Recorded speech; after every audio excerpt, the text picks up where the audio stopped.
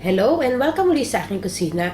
Gagawa tayo ngayon ng isang popular na bread sa Pilipinas. Ito ay ang Spanish bread. Ito ang mga sumusunod na Bread ingredients. flour, sugar, milk, warm water,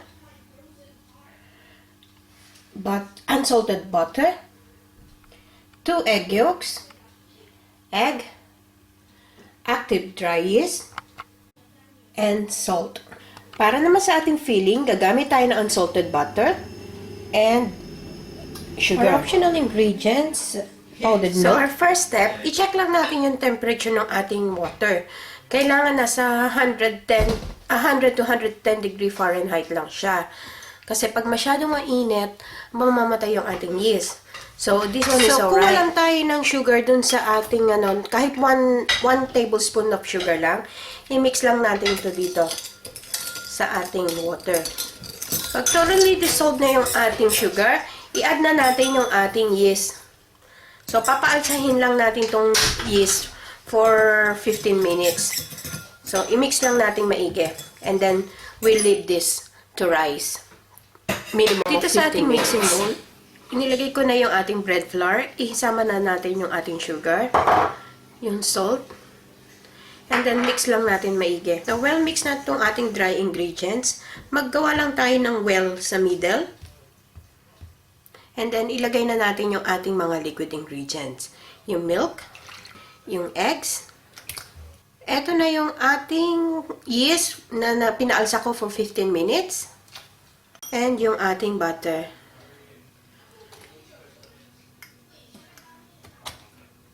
So, mix lang natin itong maigi. At magmamasa tayo later. So, i-mix lang natin well. Before we start. So, i-mix lang natin itong maigi. Pwede nyo nang kamayan. I just wash my hand. So, pwede nyo nang kamayan bago tayo mag-knead. Hanggang sa mag-stick together lang yung ating flour mixture. Dito sa ating clean surface, mag-sprinkle lang tayo ng extra flour at mag-knead na tayo. So, ilagay lang natin yung ating dough. And then, we will knead this. So, press lang natin. Katulad nung sa siopaw na ginawa natin. Press nung ating palm. I-roll. And then, press. Roll. Press. Roll. And press. So, continue lang natin to. Medyo itong pinakamahirap na part dito sa ating Spanish bread. Kung meron naman kayong bread maker, it's easier kung meron kayong bread maker. So, continue lang natin yung pag-knead natin. So, roll away and press. Roll away and press. So, roll away, press. So, medyo matagal ito. Siguro mga 10 minutes. Good exercise, pampaliit ng braso. So, continue lang natin yan. 10 minutes na akong nagmamasa. Ready na ito. So, paano mo malalaman kung ready na yung dough mo? Makikita nyo naman na very smooth na yung inyong dough. So, this one is ready. So, i-form lang natin siya like a bowl. Yung ating mixing bowl na pinaghaluan kanina, pirinasyan ko lang siya ng oil. So, ilagay lang natin siya dyan. And then, roll natin. So, yung shiny bit, yun ang nasa. And then, we will cover it with a damp, moist cloth.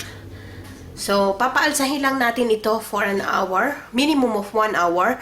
Pero kung mapakapag-intay kayo hanggang 2 hours, mas maganda. So, balikan na lang natin. Para naman sa ating filling, sinoften ko lang yung ating butter at room temperature. So, soften lang natin siya. And then, sama na natin yung ating sugar. And yung optional ingredients nating powdered milk. So, mix lang natin to thoroughly. Hanggang sa maging spreadable na siya. So, ayan, spreadable na siya. So, we'll just keep this and set this aside. So, check natin yung ating dough. So, ayan, nag-double na siya ng size. So, pwede na ito. Sprinkle ulit tayo ng flour dito sa ating surface. And then, isalin lang natin yung ating dough. So, ang ganda.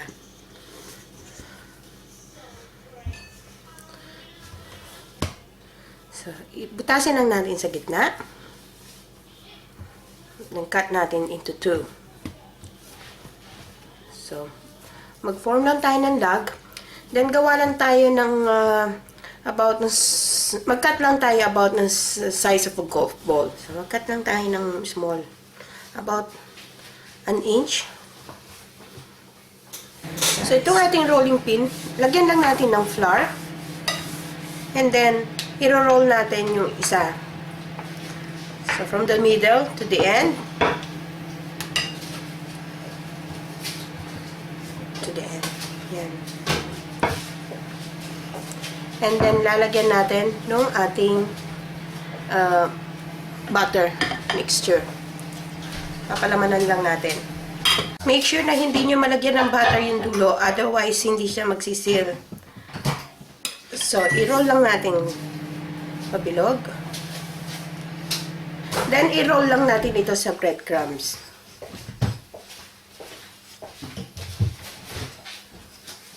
Ilagay natin sa tray, facing yung syrup down, pataob. So, continue lang natin ito hanggang matapos natin. Another optional ingredients, kung meron kayong chocolate spread, like Nutella, yun ang gamitin yung filling. So, as a treat for the kids. So, siguradong magugustuhan nila ito.